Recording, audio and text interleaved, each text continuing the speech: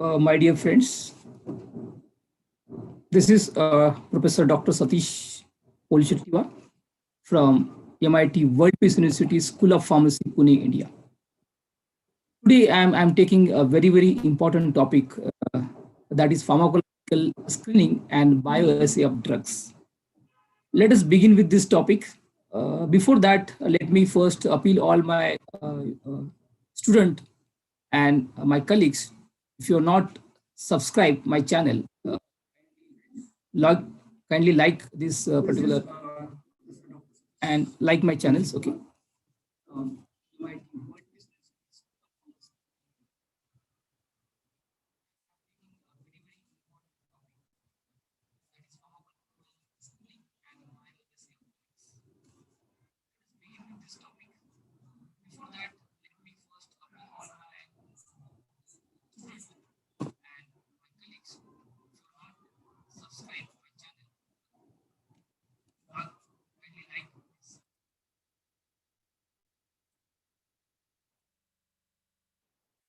Yes. Start this session. So I appeal all my viewers to like and subscribe this channel so that you can get all updated video from my sides. Okay, I'll be coming with many updated things about pharmacy educations. Let's begin with this topic. So today's topic of discussion is nothing but the preclinical trials and how it has to be done. What is the significance of these preclinical trials and all these things we'll discuss. So what is preclinical trials? We understood in entire drug discovery development process. Once you discover or develop a new drug, that new drug has to be always tested for its efficacy, safety, and toxicity initially on maybe in vitro method first. Then we go with the in vitro methods. Then we go with in vivo methods in animals. Then probably we can move on the human voluntary studies. Then we can bring the drug into market later on after getting approval from these regulatory agencies. So what is preclinical trials? It is nothing but the laboratory test of new drug that we referred as mostly ANDA initial level. Then once you finalize with the all ANDA drug with its safety, potency, efficacy, then probably you can apply as a NDA. Then we can perform the clinical trials on human being. So that is the process. So it is a laboratory test. It's a preclinical. Before going with the actual clinical trial on human volunteers, it has to be always checked on laboratory methods. That is we call as in vitro method, ex vivo methods. Usually done for this new drug. Now it could be medical device also on animal subjects to see if the hope for treatment really work or if it is safe to test on human beings. Because before going on, we cannot directly test any drug, any new entity, any new medical device directly on human volunteer, unless and until it has to be proven its efficacy, safety on cell-based assay method, in vitro methods. Then probably we can go with the animal study and then we move to the human volunteer studies. So it involves the both laboratory as well as animal experimentations. So that is we call as a preclinical trials. Moving to next, if you see the route map of clinical studies, it has been started from in silico because of now advancement of all computational tools we have right now. All of you know we have various computational tools. It could be we can say we can say in silico methods where we can predict the desire, we can predict the biological activity of that unknown, the known moiety. So that is what we call as in silico methods. We have certain computational tools because these tools always you have to integrate with these all different parameters.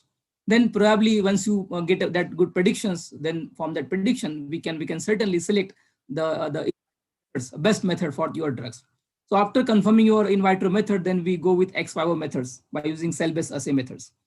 Then we correlate that all the in vitro, in silico and in vitro method with in vivo study, where probably we are doing this in vivo study on animal first. Then once you prove the all safety, efficacy, all side toxic activity on the animals, then it is allowed to perform the human volunteer studies after getting permission from the CDSCO under DCGI. So in vitro, what we do, we probably are taking this drug on different receptors. We select proper targets. We all know receptor is made up of your proteins or enzymes, that is receptors. So when you take your drug, it is now we call it as a ligands. If it is a newly designed molecules, that is called as NCE, that is new chemical entity. So this entity, a new chemical entity, this entity you have to always check for its probable activity that you are expecting. So on selecting the proper model, It could be a proper in vitro model you have to select. Then you can establish in vivo correlation later on. So we have to find out the receptor binding assay, because you have to select proper the proteins where we are targeting on that particular proteins. So then probably you have to find out that particular binding the sites. Maybe by in silico modeling method, maybe by in vitro methods, where we can find out whether the drug is having the effectivity on that particular cell line that you selected. Then it could be another method, could be enzyme inhibitions, like we do some immunomodulating activity or some by using some enzyme ELISA, that is called ELISA test. Yeah, radio immunoassay. So we perform various assay just to find out its, we can say, efficacy, potency in vitro methods. Then we also perform cytotoxic activity by using cell line method. We all know we always use that MTT assay. There are multiple assay are there, but MTT is most widely used assay where we can get the number of viable cell in your particular that particular cell. So MTT is most widely used nowadays. We all of you know it's nothing but the colorimetric assay where we use the one dye. Okay, that is nothing but the, we can say, a tetrazolium dye, which which convert into insoluble products, that is called as pharmazone, which is purple in color, that indicates the color intensity, indicate the whether the cell is viable or not.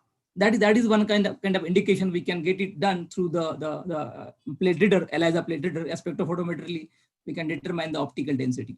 So based on that, we can get to know whether the cell is having that particular drug is having that cytotoxicity or not, because we are treating the drug with the normal cell.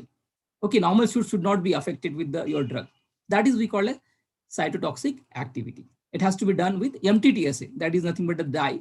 MTT is not okay. Then once you prove on this activity on in vitro, then we go with in vivo methods. Okay, so we all of you know we very directly we cannot move on these particular methods. That is we call as in vivo methods. First, it has to be performed on in vitro. Like when you develop the tablets, the capsule, we always perform the disintegration test, their dissolution test. Then we compare the animal model later on. But first, we need to understand their behavior, their we can say ADME. We call as how your drug is getting dissolved, that is nothing but absorbed, how drug is interacting with different cells. So that we can getting over here in this in vitro method. So once we establish all in vitro parameter, then we probably going with in vivo methods. That is where we use animal and human volunteers. First animal, then probably we can move to human volunteers. That is nothing but the actual clinical trial. We perform this clinical trial after getting permission from DCDSO, that DCGI. Then only you have you can then only you can go with the human clinical trials. So what we do in these clinical trials, we call as preclinical trials in animals. We check pharmacological studies, their efficacy. If you're planning your drug for a diabetic patient, means you have to develop certain models. It could be alloxone induced model, yeah, streptozotocin induced model. There are different models are there, because whenever you are performing any this pharmacological study, you have to select right animals. So mostly mice is probably used in order to induce that particular disease, diabetics, into that particular animal. Then probably you can administer, give your dose, required dose in different concentration, and probably you can check the efficacy. That is called as we determine the LD50, lethal dose and effective dose, ED50 and LD50. So that we'll getting over here in efficacy. That is we call it efficacy, where we find out the EDN, that is effective dose, and nothing but the LD, that is lethal dose. And we get a therapeutic index from that, LD, that is lethal dose. So the difference between ED and LD, that is called a therapeutic index. It should be always high. The margin of safety is always high. Then and only we can the regulatories, these bodies will give approval for your drugs. So you should have high margin of safety. So where we convert the dose and then determine the starting dose, how much dose get that efficacy or desired therapeutic effect. In case of toxicology study, we determine the safety parameter, whether drug is having the safe or not. Means whenever you take any drug, we always expect the drug should not harm to our body, should not harm to normal cell also. If it is anti-cancer drug, it should always act on that cancerous cell, not to normal cell. So safety is always very important. So in vivo method, we always take into consideration these two important attributes, efficacy and safety. That is very, very important, because when you discover a drug, the drug is started from the discovery process. okay, by using computational tools, by synthetic method. There are different approach where we use for discover drug. After that, then we trials. So this is the preclinical trials, okay, where we perform the study in vitro and in vivo in animals. Once you proven the efficacy, okay, then probably you can file this NDA, okay, that is now we call as okay, first ANDA, investigation new drug, then we file a new drug application. Okay, first ANDA. Now after getting the preclinical trial, you can file ANDA, okay. After filing ANDA, okay, you can perform this study, okay. Then probably once you perform the clinical trial on human volunteer, then we file NDA, that is new drug application. Then this FDA and all DCGI CDSU committee will scrutinize your documents, all evidences that you have proven. Okay, then probably you will get license to launch your product into market. So that is the entire process. Okay, normally, you know, for drug discovery and development process, it take near about 16 to 20 years, and cost involved for process near about $800 million. So, and success rate is very low. So that is the things we need to perform various things. During this, drug has to pass with various barriers. Okay, at the end you will be getting your molecules. That is probably we call as drug. Okay, initially we call as ligands. We call as lead molecules. So this is a drug screening. Why do you perform drug screening? Just to check efficacy. Just now we talked about that. Efficacy means nothing but the whether drug is efficacious with that proteins or not. Whether it is, for example, if you are targeting on diabetic patient, then it should always, you know, have that effect. It should reduce the blood sugar level by using that particular drug. So it should be efficacious. Then toxicity means it should not be toxic. That's why we perform toxicity study. So drug screening is the process by which potential drugs are identified and optimized before selection of a candidate's drug to progress to clinical trials. It can involve screening of large libraries because you have huge libraries of chemicals for particular biological activity in high throughput screening assay. We have a certain high throughput screening methods like MTT assay, the various techniques maybe by mass spectra. We have immunoblotting technique. We have immunoassay methods, microarray methods. We have various technology where we can certainly screen the multiple drugs at one time. So, okay, that is the kind of things right now we have. So there are three types of screening. So what is that three types of screening? The first screening we call as simple screening. What we do in simple screening, okay, here we take one or two similar tests to find the substance having a particular property. This is the simple screening, okay, to find the substance are active in single way, whether it's active or non-active, okay, that is we take into single way. No need for making a battery a series of tests. It is very we can say expensive test because we have to screen multiple drugs multiple times, okay, and it requires less times, okay, less time consuming. Select only suitable methods, not sufficiently accurate the results. There are some drawback, okay. Simply, what is this test? Simply, if you want to perform the hypoglycemic activity of any drug, just you give the drug to the particular that particular animals and just see their effect in qualitative manner. That is called as qualitative test. What is blind screening? This is another screening methods. Name itself indicate blind. Okay, here we are keeping the one blinds. Okay, only for the series of new chemical substance. If the chemical substance is new, we don't know the activity. Okay, we don't have any pharmacological history of that drug. Then probably we select the blind screening. That's why it's called as blind screening. New chemical entity are isolated naturals, provide a road towards field of activity if they exist. Point out the most potent chemicals with interesting pharmacological activity. If you have 100 molecules, okay, we don't know their pharmacological activity, but you can certainly screen its pharmacological activity by blind screening. Okay, it could be, we can get the serendipity. You might be getting some hit molecule. We can say the molecule which is having significant pharmacological activity. This is the kind of study we take it for toxicological pathway essential for the every library of compounds. Another very important, we can say, the type of screening is program screening, where we do program, we customize that particular, the methods. It provides information what compound are active in what sense. That is the kind of things we certainly do in this particular program screening. It is a new drug of specific type, okay, which is known one, and or series of chemicals is to be investigated for some particular pharmacological activity. Example, or organ specific. If you know there's a particular drug is organ specific, system specific, then a series of testing program is required to provide information on the compound on specific target. It explores main activity, subsidiary activity.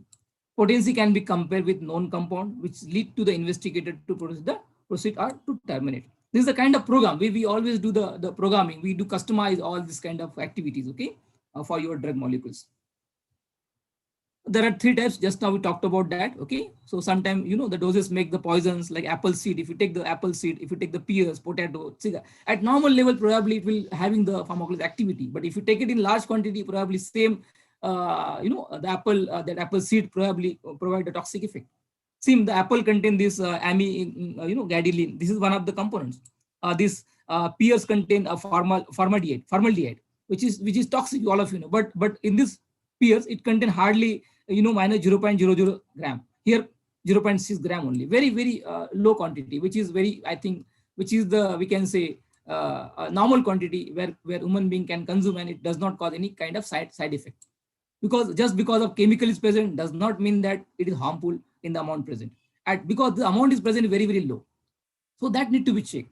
So in clinical testing or screening, we always do testing this kind of the molecules. Some molecule may be at high doses, it certainly provide toxicity, because anything we take excess is called as poison.